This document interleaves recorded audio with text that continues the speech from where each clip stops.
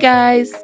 Today's story is called The Smart Cookie from the #1 New York Times best-selling team, Jory John and Pete Oswald.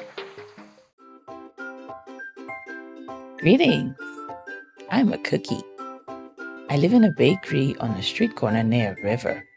Come on in. Welcome to our little community. It's a warm and supportive place to spend some time. Pretty fantastic, eh? These days, life is sweet, but my journey wasn't always a cakewalk. When I was younger, I couldn't have imagined fitting in here. For a long time, I didn't feel comfortable speaking up or sharing my ideas. I didn't feel like a smart cookie. I wanted to be a cookie who knew all the answers. A cookie who felt confident in a group. A cookie who said, "Aha!" when solving a puzzle. Like this. Aha! Looking back, I had some trouble in my early days. I went to school in a gingerbread house. Our teacher, Miss Biscotti, was kind and patient. When I arrived each morning, she'd wave at me and smile.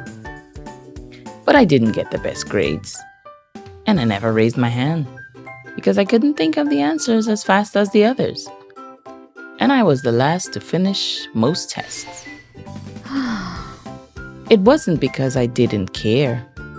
And it wasn't because I didn't try. Sometimes I'd get distracted and mess up, even though I knew the material. Those were the most frustrating moments of all. Once, I misspelled the word dough. That was rough. Another time, I added when I meant to subtract. Occasionally, we'd have a lesson where I had absolutely no idea what was happening. I just couldn't keep up. I imagined that my desk was a raft and that I was completely lost at sea, because that's what it felt like. At night, I slept in a cookie jar. I had about 6 dozen roommates. Move. You move. No, you move. No, you move. No, you move. I'd stay awake and stare out the window and worry. And it went this way, day after day after day. But then something happened that changed everything.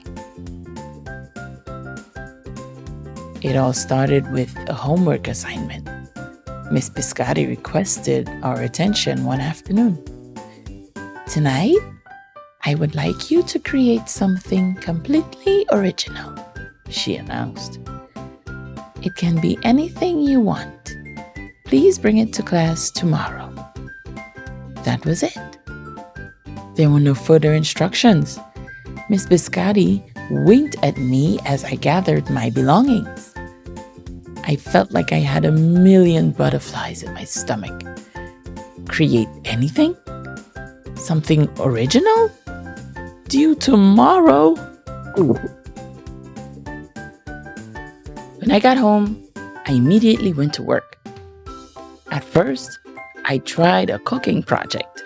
The results were half-baked. Next, I tried to hammer and nail something. It splintered immediately. Then I tried making a sculpture.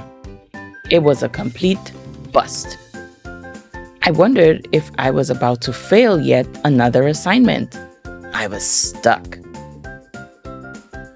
I stared out the window and watched the rain hit the river.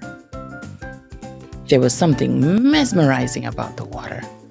How it moved in such a chaotic way, swirling around and around, yet ultimately figuring out exactly where it needed to go. Aha! Suddenly, I had an idea. I decided to write something original. A poem! I came up with a title based on how I'd been feeling. My crummy days. After that, the rest of it seemed to fall into place.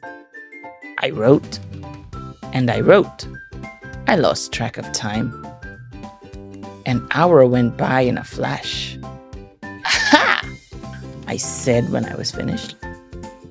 I couldn't sleep that night, but it wasn't because I was worried. It was because I was excited.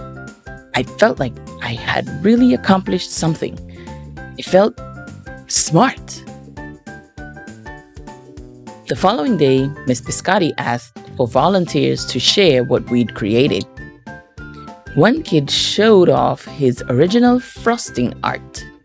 Another kid revealed her sprinkle distribution machine.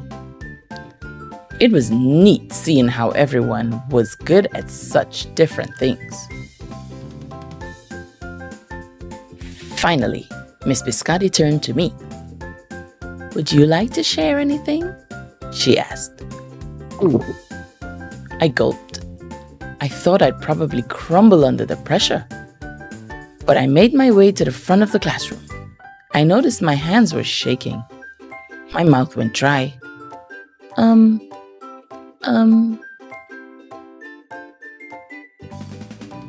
This poem is called My Crummy Days, I said, my voice cracking.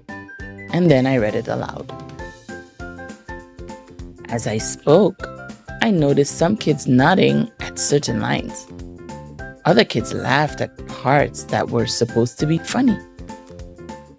As I built towards the finale, I felt myself becoming more confident and animated. And in the end, everybody clapped and cheered. I promise you this, I'll never, ever forget it. Miss Biscotti was beaming. "No one but you could have written that poem," she said. "It was completely original."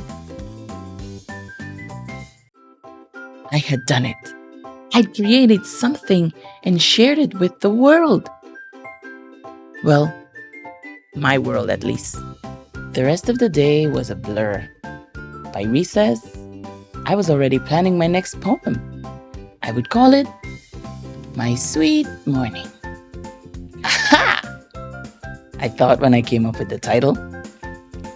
Later that afternoon, Miss Biscotti handed me a note.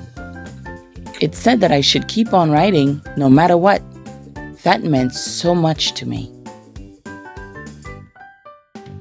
School was a bit different after that. I wasn't so scared to raise my hand or ask a question or share my work. Sure, some things still don't come as easily for me as they do for others. But now I know that you can be smart in many different ways.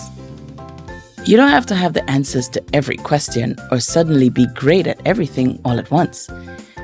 You just need a chance to try all kinds of things to find out who you are and what you like to do. As for me, I learned that I can write and I can think up great ideas. And I've found plenty of other things I'm good at too. I no longer feel lost at sea. It's more like floating down a river. And the best part is, there's always more to learn. Because we're all smart cookies. Aha! Aha! Aha! The end. Hey everyone. We had a different reader today. I hope you guys enjoyed it. Keep on reading, and I'll see you guys next time.